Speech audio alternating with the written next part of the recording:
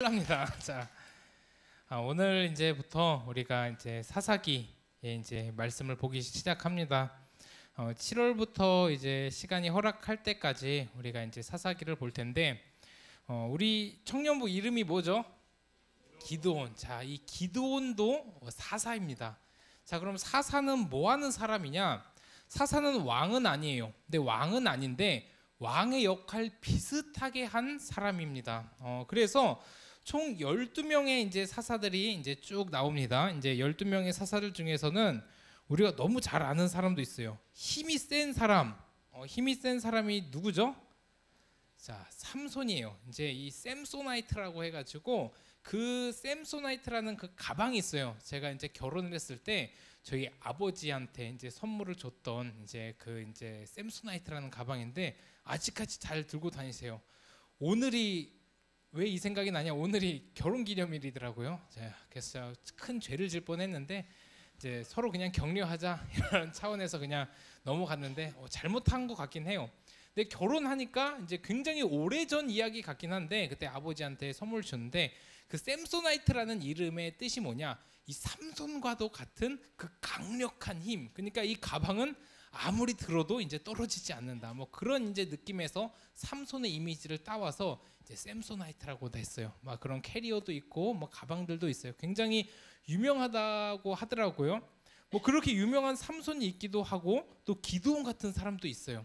그리고 또 여자도 있습니다. 그런데 이 사사들 중에서는 굉장히 특별한 사람들이 참 많아요.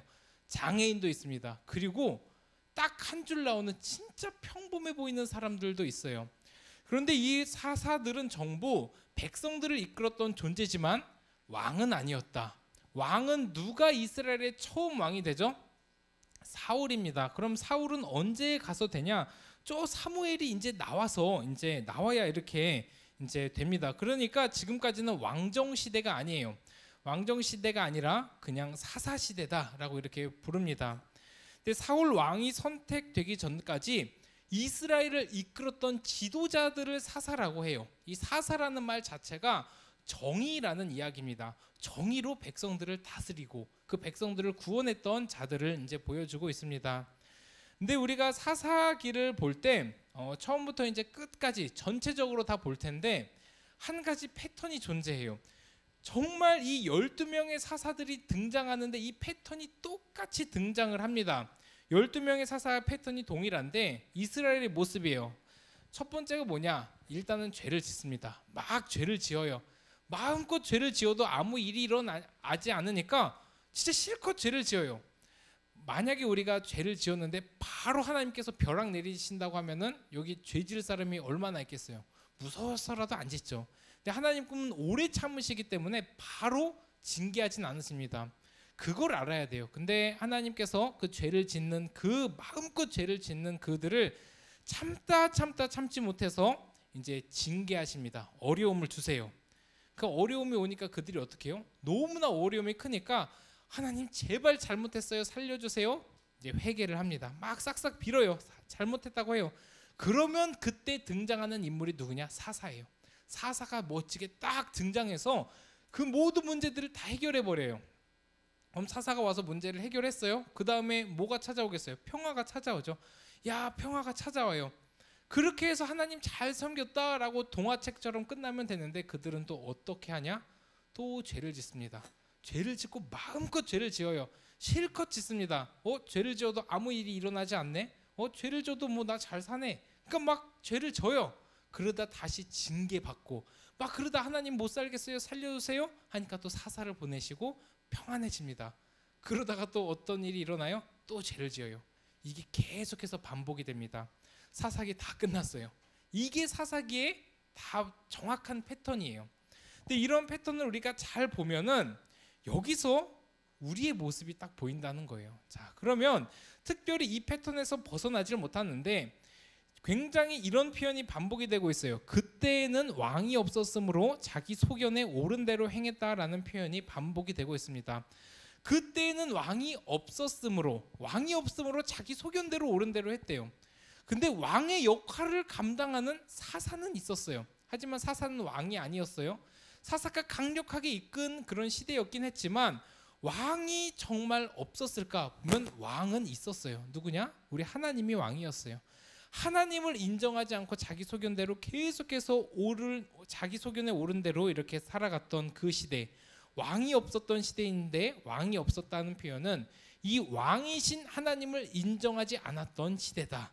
이 사사기를 보면은 정확하게 지금 우리의 모습이 지금 보이고 있어요. 지금 이 세상의 모습들이 보이고 있어요. 그래서 이 사사기를 통해서 우리가 이 삶을 어떻게 살아가야 할 것인가, 과연 하나님께서 지금 저 죄악된 세상에 당장에 벼락 내리지 않으시니까 그냥 그렇게 살아가도 될 것인가, 우리가 이 말씀을 통해서 반드시 이제 교훈을 얻었으면 좋겠습니다.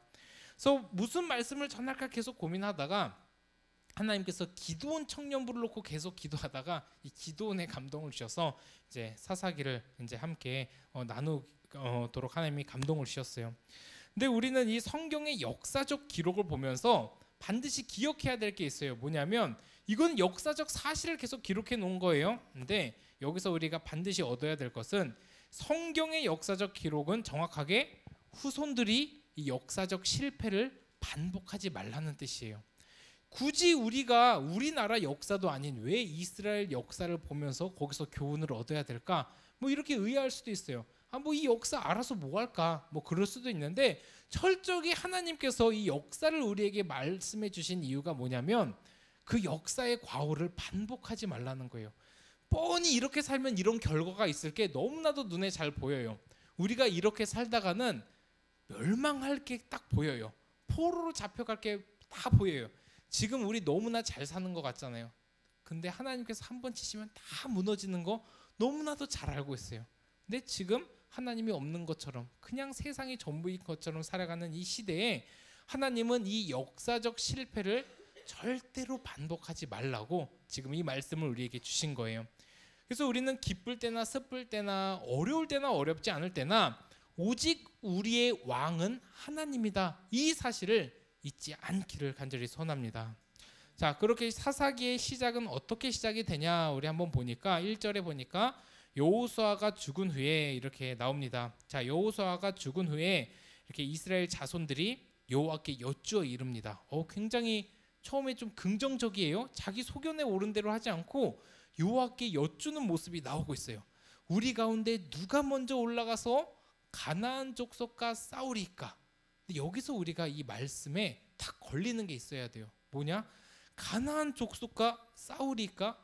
이 가나안 족속이 여기 지금 나와서는 안 되는 족속이기 때문에 우리가 딱 걸려야 되는 거예요. 왜냐하면 여호수아 때 하나님께서 여리고성을 정복하라고 했을 때 가나안 7족속을 다 내쫓으라고 했어요. 남녀노소 구분하지 말고 다 싹 쓸어버리라고 했어요. 그래서 여리고성도 막 다 쓸어버렸어요. 하지만 남겨놓은 자들이 있었어요. 그 남겨놓은 자들이 누구였냐? 바로 이 가나안 족속이었다는 거예요. 그럼 이것은 무슨 것을 이야기하냐? 정확하게 불신앙을 이야기하고 있는 것이다.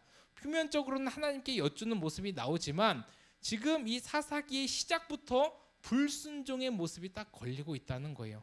하나님의 말씀에 순종을 했으면, 그저 순종을 했으면 다 그냥 물리치면 돼요. 하나님이 다 그 손에 허락을 해주셨어요. 그 힘도 주셨어요. 그래서 가나안 족속은 다 없애버리고 내쫓아버리고 진멸했으면 됩니다. 하지만 그러지 않았어요. 그러지 않고 불순종했기 때문에 지금까지 이 가나안 족속이 계속해서 남아 있습니다. 결국에 그렇게 계속 이 남아있던 이 가나안 족속들이 끝까지 이스라엘을 심지어 지금까지 괴롭히는 것을 이제 보게 됩니다. 자, 그런데 여기서 우리가 또 봐야 될 것은 그렇게 사사기의 시작이 불순종이지만 이 유다와 시므온이 그래도 이 이방 땅을 정복하는 모습에서 시작이 된다라는 것을 우리가 또 보게 됩니다. 근데 하나님께서는 친절하게 이렇게 불순종하는 모습 속에서도 하나님은 은혜를 베풀어 주셔요. 근데 우리가 여기서 또 하나 또 이렇게 말씀을 이렇게 전하는데 좀 이렇게 우리가 그냥 말씀을 좀 자세히 보다 보면은 또 걸리는 게 있어요. 아무리 이방 족속이라고 하더라도 그냥 말이 남녀노소 다 죽이라는 것이 그냥 쉽게 들려올 수도 있는데, 남녀 뭐 구분하지 않고 노, 그리고 노인들까지, 소, 어린 유아까지 하나님이 다 죽이라고 이렇게 이야기를 합니다. 정말 이거는 인정하기 싫은 부분이기도 해요. 성경에 그리고 거룩하신 하나님이, 그 사랑의 하나님이 애들도 죽이래요. 이게 정말 하나님인가? 이런 생각이 들고 막 딜레마에 빠지는 청년들이 사실은 많아야 돼요. 이 말씀이 걸리고 막 고민하면서 이게 정말 하나님이니까라고 찾아오기도 해야 돼요. 근데 우리가 말씀을 조금 깊게 보지 않아서 이런 부분들이 걸리지 않는 것이지, 실제로 이 부분들 때문에 많은 학자들이 성경을 비판을 합니다. 야, 어떻게 어린아이까지 죽이라고 하나님이 진짜 하나님이겠냐라고 이야기를 해요. 그리고 대표적으로 뭐 아는 사람은 알 거예요. 머리 벗겨진 그 도올 김용옥이라고 하는 사람은 하나님을 어떻게, 이 부분을 가지고 어떻게 표현하냐? 그는 사막의 깡패다, 이렇게 표현을 합니다. 우리 하나님을 사막의 깡패래요. 하나님의 이름을 망령되이 부르고 있어요. 이 부분을 가지고. 그럼 우리는 이 부분을 어떻게 이해를 해야 되냐? 총 우리가 이제 우리 주보에도 이제 우리 이따가 이제 나무 모임에도 분명히 우리 리더들이 한 번씩 설명을 해줄 텐데, 총 4가지로 우리가 이거는 확실하게 이해를 하고 가야 돼요. 왜 어린아이까지 하나님께서 죽이라고 했냐? 이거는 정확하게 첫 번째로 그들에 대한 심판의 죄, 그들에 대한 이 죄의 이제 심판의 결과다. 이 부분을 우리가 반드시 이해를 해야 돼요. 뭐냐면 그들에 대한 그 심판은, 다 하나님께서 죽이라고 명령했던 그 심판은 죄로 인한 결과였다라는 사실을 반드시 기억을 해야 된다라는 거예요. 죄의 결과가 심판임은 누구나 잘 알고 있어요. 우리가 지금 죄를 짓는데 그 죄의 삭시 사망이고 죄의 결과가 심판이라는 거는 변하지 않는 사실이에요. 그거는 이스라엘 민족들도 정확하게 포함이 돼 있어요. 뭐냐면 이스라엘 민족들도 잘못을 했으면 하나님이 치셨어요. 그리고 그들을 광야에 내몰기도 하셨고, 심지어는 포로 생활까지 하게, 아주 그냥 처참하고 처절한 포로 생활도 겪게 하시는 분이 하나님이에요. 그러니까 죄의 결과는 징계고 심판이라는 그 사실은 너무나 당연한 사실입니다. 그래서 이 이제 민족들 역시 마찬가지예요. 이스라엘도 잘못했을 때 심판을 받던 것처럼 이들의 이 심판은 그들의 죄로 말미암은 결과다라는 것입니다. 그럼 둘째로 뭐냐? 신명기 7장 10절을 보면 알 수 있듯이 그들은 끝까지 회개하지 않고 타락한 다산 종교를 믿었어요. 우리가 어디서 그 증거를 찾을 수 있냐면 여리고 성에 들어갔을 때 이제 오직 딱 한 사람만 구원받습니다. 우리 굉장히 뛰어난 우리 숲장인 우리 다운 숲장이 맞췄는데 딱 한 사람 라합만 구원받고 다 죽습니다. 그런데 그 라합이 뭐라고 이야기를 하냐면 이스라엘 백성들이 이제 쳐들어올 때 이스라엘 백성에게 행한 하나님의 이야기를 우리가 다 들었다고 해요. 그러니까 여리고성 사람들을 포함해서, 나를 포함해서 우리가 다 들었대요. 그래서 우리가 간담이 녹았대요. 이 이야기는 뭐냐면 자기 혼자 간담이 녹은 게 아니라 하나님의 이 능력과 하나님의 이 힘을 듣고 모두가 다 듣고, 야, 하나님 무섭다, 하나님 대단하다. 그런데 그들이 취한 것은, 야, 하나님이 대단한 분이지만 내가 믿는 신도 대단하다라는 여기에 문제가 있었던 거예요. 하나님을 믿긴 믿어요. 선교할 때 가장 어려운 게 뭐냐면, 우리 청년들 칼럼 잘 뭐 안 읽히더라도 잘 읽어주세요. 제가 그래도 심혈을 기울여 고심 끝에 쓰는 거니까 한 번씩 꼭 읽어줬으면 좋겠는데, 이제 선교를 할 때 가장 힘든 게 뭐냐면, 우리나라는 중간을 싫어해요. 중간을 싫어하는 게 뭐냐면 확실히 뭐 아니면 도여야 돼요. 근데 그러니까 확실히 믿으면 믿는 거고 믿지 않으면 안 믿는 거예요. 근데 저기 이제 필리핀 세부 같은 쪽을 가면은 다 믿어요.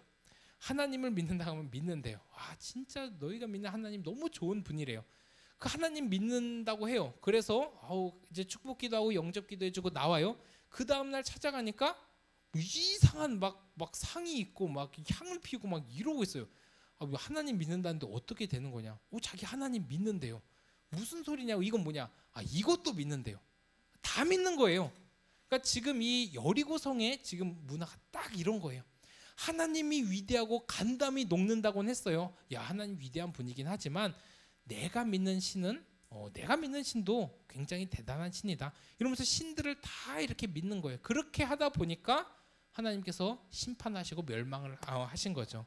그래서 어쨌든 두 번째, 그들이 타락한 다산 종교를 고집했던 것이고, 셋째로는 뭐냐?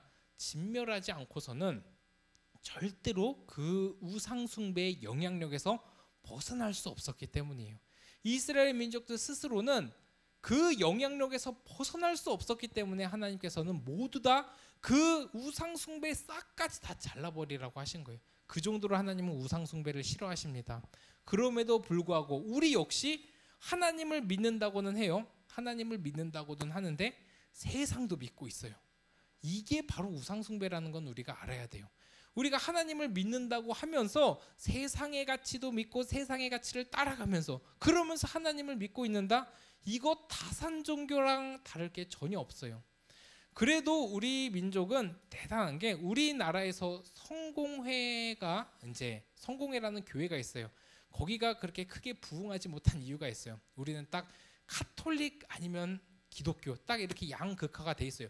뭐 중간에 섞인 게 별로 없어요. 섞이면 좀 이상해요. 근데 이 성공회가 완전히 딱 중간에 있어요. 뭐 교리는 어떻게 막 이렇게 기독교 같은데 모든 시스템은 뭐 사제나 뭐 이런 거나 다 카톨릭이 있어요.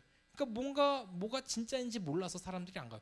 천국도 지옥도 없대요. 막 뭐 그렇게 하니까 이건 아닌 것 같다. 이거면 이거고 이거면 이거지. 막 이런 생각 때문에 좀 많은 그런 것들이 있는데 어쨌든 우리가 생각해 봐야 될 것은 이거예요. 그들의 우상 숭배의 부독특한 영향력에서 우리가 벗어날 수 없기 때문에 한 거고 마지막 네 번째가 중요합니다. 그럼 책임 없는 유아들은 어떻게 되냐? 애들을 죽이는데 이거는 어떻게 해야 되냐? 하지만 하나님께서는 그 하나님을 인식하지 못하는 유아들에게는 천국을 보장했다라는 이 사실을 우리가 또 기억을 해야 됩니다. 많은 견해들이 있어요. 이 아이들이 죽었을 때는 어떻게 되냐? 근데 뭐 우리 담임 목사님도 충분히 여기에 관해서 말씀하셨고 또 많은 학자들이 그렇게 보고 있는 게 뭐냐면 하나님을 인식하지 못한 채 죽은 아이들은 이제 천국에 간다라는 거예요. 그리고 좀 그런 이제 뭐 천사가 된다라는 막 이런 표현도 있긴 한데 그런 표현까지는 너무 나아간 것 같고 어쨌든 책임이 없는 유아들은 죽은 후 분명히 천국을 보장받았다라는 거예요. 이런 부분에서 봤을 때 우리가 이 딜레마에서 어느 정도는 벗어날 수 있다라는 것입니다. 근데 어쨌든 이스라엘 백성들은 하나님께 불순종해서 그 땅들을 남겨놨어요. 그렇게 땅들을 남겨놓고 그대로 두었는데 왜 그대로 두었을까라는 게 의문이 들 수밖에 없어요. 근데 의문이 드는 게 당연해요. 왜냐하면 그 당시만 해도 가나안 민족들은 아무 힘이 없는 존재였어요. 그냥 멸했으면 멸했을 종족인데 첫 번째로는 그냥 뭐 이것쯤이야 얘네들 정도야 좀 불쌍하니까 남겨줘도 되겠지. 아니 어떻게 아무리 하나님이라고 해도 이런 어린아이들을 이거는 좀 심했다 해서 남겨둬요. 그렇게 남겨둡니다. 하나님은 다 죽이라고 명령을 했는데 남겨둬요.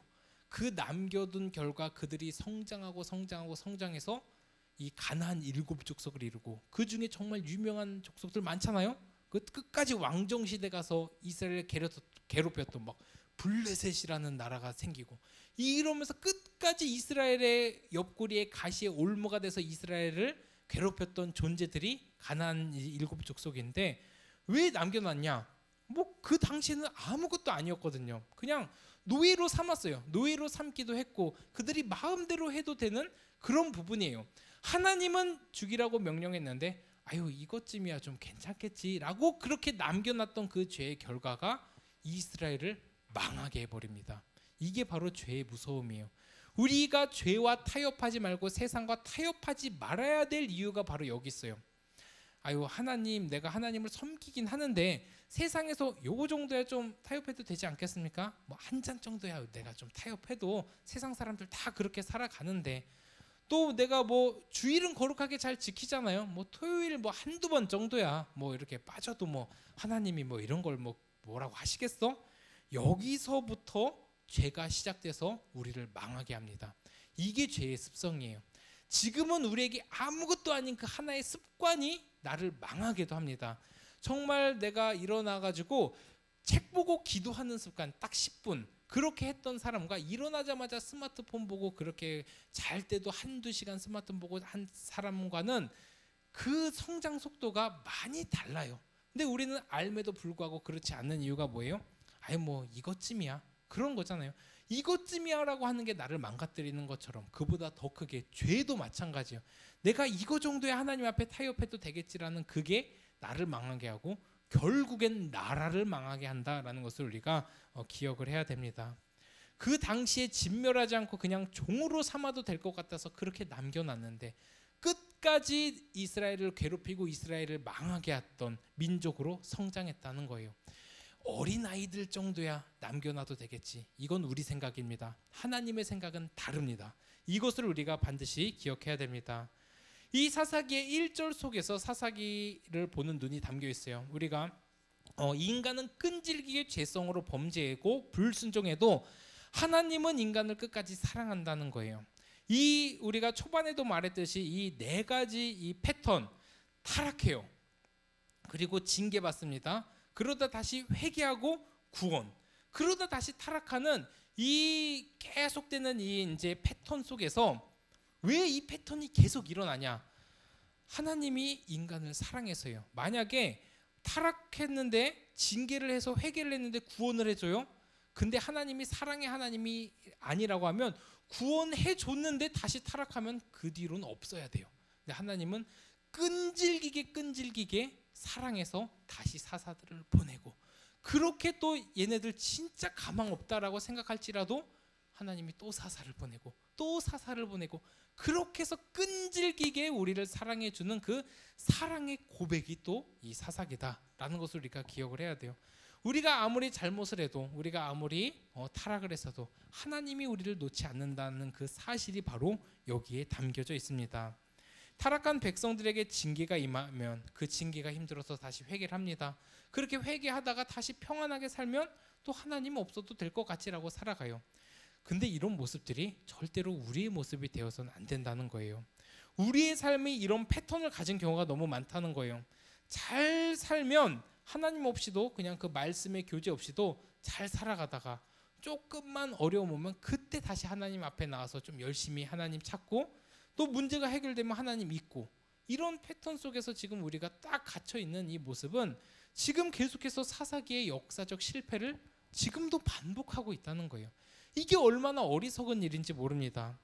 그렇게 불순종으로 남겨놓은 그 가나안 족속과 누가 싸울지 묻는 시작. 이제 뭐 시작인 것 같다 해서 절망하는 얼굴들이 보이긴 하는데 금방 끝날 겁니다. 자, 그렇게 보면은 자, 누가 가나안 족속과 싸울까라고 이렇게 묻습니다. 물을 때 하나님이 뭐라고 말씀을 하시죠? 유다가 올라갈지니라라고 2절에서 이렇게 말씀을 해주세요. 하나님 누가 올라갑니까? 유다가 올라가라 이렇게 이야기를 합니다. 하나님은 철저하게 질서의 하나님임을 보여주는 그런 대목이에요. 유다가 왜 올라가야 했을까? 당연히 유다가 영적 장자 지파였기 때문이에요.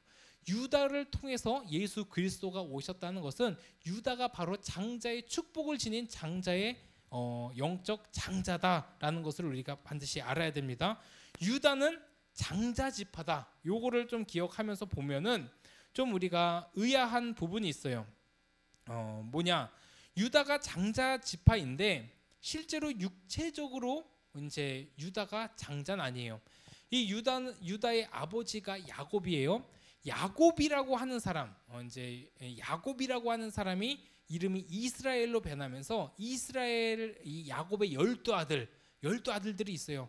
12아들 중에 막내가 누구냐? 뭐 요셉, 베냐민. 뭐 이렇게 하면 어느 정도 이제 이해가 될 거예요. 그리고 뭐 이제 시몬 있고 또 이제 그런 이제 형들도 이렇게 있는데 우리가 또 잘 살펴보면은 그거예요. 자, 뭐냐? 시몬이 있고 그리고 이제 그 위에 르우벤이라고 하는 사람이 있어요. 이제 진짜 육적인 장자인데 왜 이 사람은 장자의 자격을 잃었냐?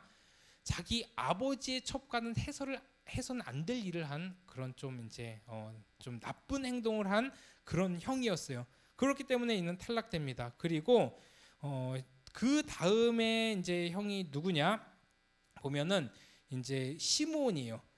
그 다음에 레위, 그 다음이 유다예요. 그러면은 넷째입니다. 근데 이 시므온과 레위 역시 자신의 여동생 하나뿐인 여동생 디나라고 있어요. 이 디나가 겁탈을 당했을 때 그 겁탈을 한 민족을 거짓말로 할례를 시켜가지고 이제 혼인시킬 것처럼 하다가 그 할례를 시킨 그 전투력 제로 된 그 민족을 이 시므온과 레위가 다 학살해 버립니다. 이로 인해서 크게 이 야곱은 슬퍼하고 왜 나를 괴롭게 하느냐고 이야기를 해요. 그렇게 이제 시므온과 레위는 이렇게 하나님 앞에 또 이제 아버지 앞에 이렇게 벌을 받고, 그래서 레위는 땅을 하나도 얻지 못해요. 그러면서 각 지파에 다 퍼져 살게 돼요. 그래서 레위 지파가 하는 일들이 뭐예요? 이제 성전을 섬기고 성막을 섬기고 그런 일들이에요. 와, 레위 지파는 이제 거룩해서 이런 모습이 아니라 잘못해서 흩어진 거예요. 그리고 그 가운데서도 하나님의 은혜가 있긴 하지만, 그렇게 되면은 또 이제 또 뭐냐? 그러면 유다는 어떤 사람이냐? 유다는 좀 달랐다는 거예요. 이 유다는 무엇이냐면, 뭘 했냐면, 형제들이 동생 요셉을 이제 팔아버리잖아요. 아, 얘 너무 색동옷 입고 너무 까분다, 너무 싫다, 이 정도가 아니에요. 얘네 죽여버리겠다라고 해서 그 이제 미디안 상인들에게 팔기 전까지 죽이기로 작정을 하고 그 구덩이에 막 빠뜨리기도 하고 막 그런 일들이 일어납니다. 그때 유다가 죽이지 말자고 해요. 죽이지 말고 그냥 팔자라고 이야기를 합니다. 그리고 요셉이 애굽의 총리가 되었을 때 동생 베냐민을 살리기 위해서 유다가 한 행동이 뭐냐? 자기 아들들을 담보로 이렇게 겁니다. 그러면 이 성경적인 맥락을 봤을 때 유다는 형제들의 무거운 짐을 대신 져요. 이 여기서 뭐가 좀 보이죠? 형제들의 무거운 짐을 대신 지는 예수님의 좀 희미한 모습들이 좀 보이기 시작을 합니다.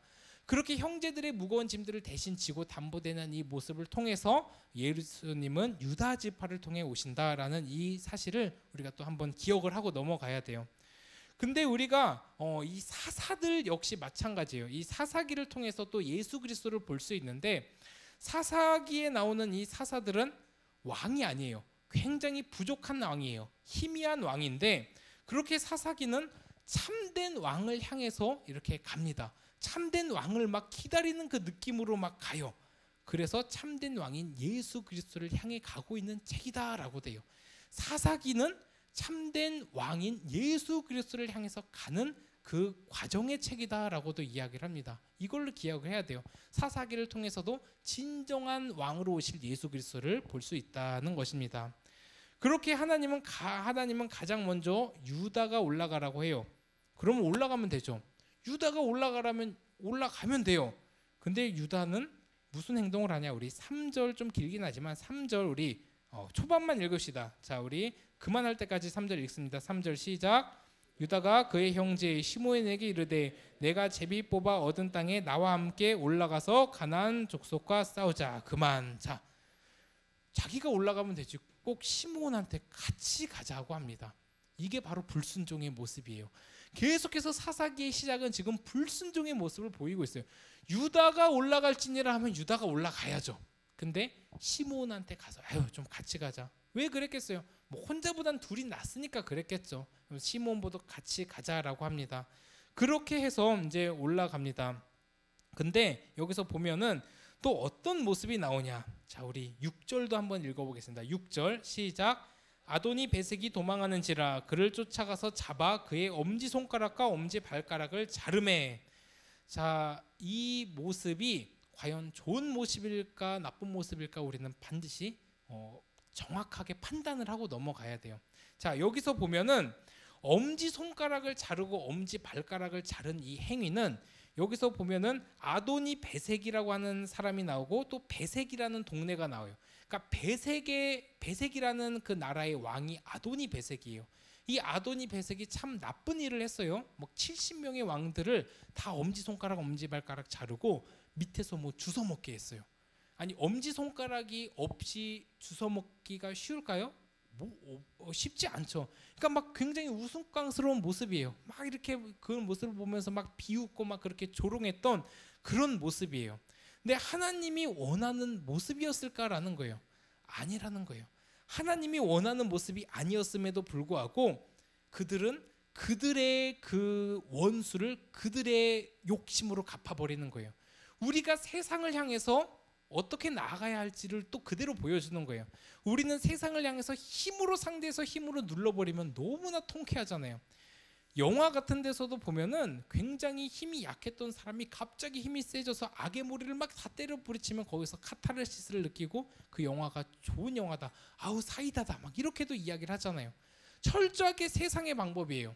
세상의 방법으로는 성공한 거죠. 자신들이 굴욕을 당한 그 모습들을 그대로 갚아줬으니까, 똑같이 해줬으니까. 하지만 하나님의 방법은 아니었다는 거예요.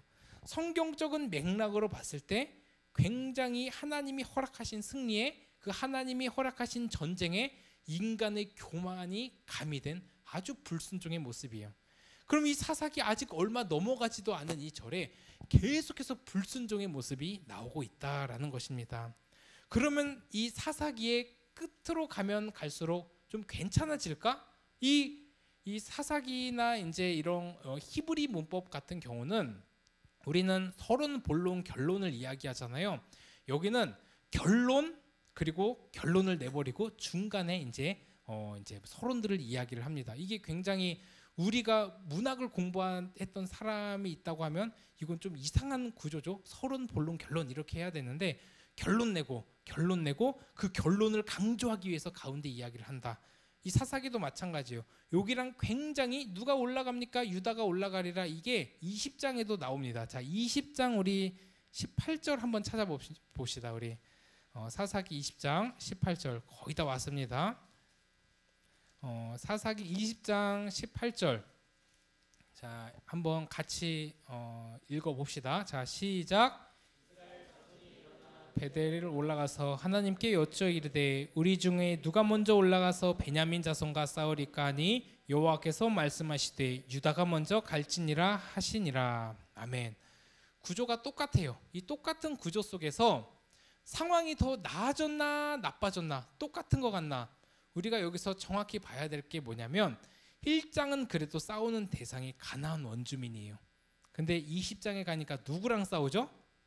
베냐민 자손, 형제랑 싸우고 있어요. 그럼 이 상황이 좋아졌어요? 나빠졌어요? 더 나빠지는 상황이라는 거예요. 이 더 나빠지는 상황 속에서 계속해서 참된 왕인 예수 그리스도를 바라보고 가는 그런 모습을 볼 수가 있다. 끝까지 더 악해진 이 사사기의 모습 속에서 우리가 어떤 결론을 내야 되냐? 우리는 이 역사적 과오를 되풀이해서는 안 된다라는 것입니다. 실제로 우리가 이제 말씀을 마무리할 텐데, 사사기 이 시대의 인간의 생각으로 그들에게 굴욕을 주고 교만한 행동을 했던 이 모습을 통해서 그들 역시 똑같이 당하게 됩니다. 그리고 표면적으로는 하나님께 말씀에 순종을 하고 계속 묻는 모습이 나가요. 하나님께 여쭈어 이르되 우리 중에 누가 먼저 올라갑니까? 유다가 올라가리라. 여기까지는 참 좋은 것 같아요. 그런데 철저하게 자기 소견대로 옳은 대로만 행합니다. 이게 우리들에게 주어지는 하나의 교훈이에요. 우리도 하나님께 오늘 묻고 기도할 겁니다. 하나님, 우리가 어떻게 살아가야 할까요? 하나님, 나 이 죄 다시는 안 지을게요. 결단하고 결단을 합니다. 근데 결단하고 축복한 그 입과 그 몸으로 세상에 나아가서 그대로 또 죄를 짓고 살아가는 이 모습이 있다. 이 모습이 자기 소견에 옳은 대로 행하는 모습이다라는 거예요. 우리는 그래도 조금이라도 거룩하게 살려고 몸부림쳐야 되는데 세상이 다 그러니까, 아이 뭐 이것쯤이야, 남들 다 그렇게 하니까 나는 그냥 그렇게 살아도 되겠지라고 하는 그런 모습들 속에서 우리가 정말 이 역사적 실패를 또 반복하고 있다라는 그 점을 우리가 기억하기를 소원합니다. 우리는 반드시 하나님 앞에 깨어서 세상과 타협하지 않고 세상에 조금이라도 일만의 가능성을 남겨주지 않고 예수님만 바라보는 우리 모두가 되기를 간절히 소원합니다.